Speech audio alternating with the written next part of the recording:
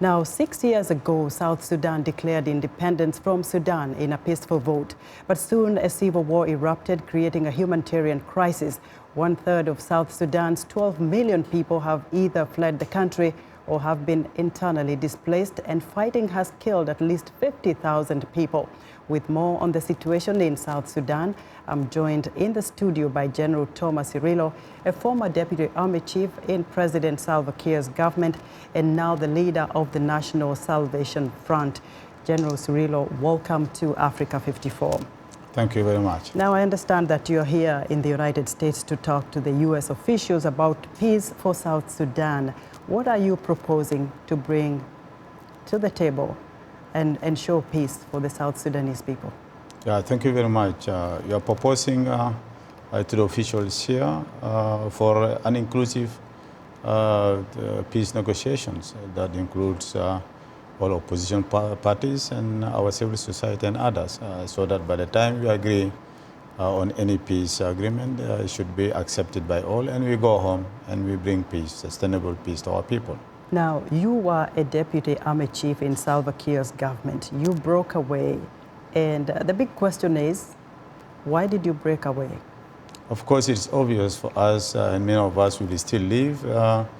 When we fought, I was among the people who fought for the independence of the country, and our objective was to establish a nation of all, a nation that really establishes a governance system that serves the people of South Sudan and make them happy and develop them. Unfortunately, the leadership of the SPLM under Salva Kiir decided to betray our people, decided to divide our communities, decided to use our communities against themselves, and this is where wars are there everywhere in the country, and they started looting the resources of our people, and therefore our people are now suffering with hunger and diseases and so forth. So with these reasons and others, we decided to leave the country to rescue the people of our country, South Sudan. But critics point to the fact that when you left Salva Kiir's government, you wanted to topple his government. But instead, when you formed an opposition party, what you've been doing is fighting other opposition factions. Is that correct? It is unfortunate we did not fight any opposition faction outside the country. It is unfortunate that we have now, at the moment, these kind of situations down there. The issue is that some of our colleagues in the opposition will want people to follow them by force, and we are against that. As National Salvation Front, we are saying we want to establish a society, a country, a democratic society where the voice of our people should be respected, the decision of our people should be respected.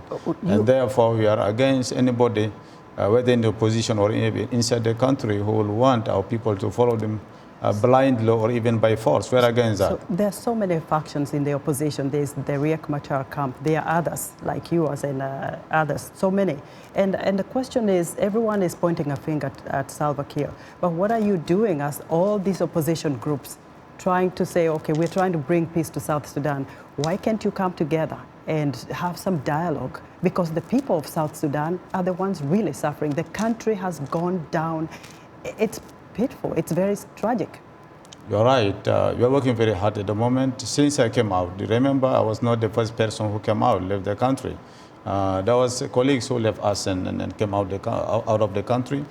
We followed and we formed our organization, and we think that our unity of the opposition is paramount, is very important, and therefore we are now working very hard. We met recently in Kenya. Our opposition parties, they met, and we are putting down foundation for us to work together under any umbrella. Let me ask you, General, because we see all these thousands of South Sudanese people fleeing to other countries. Some are in Uganda, some in Kenya, some even in Ethiopia. Has any one of your groups, the opposition groups, gone to visit those people in the camps to hear what their stories are, what their expectations are?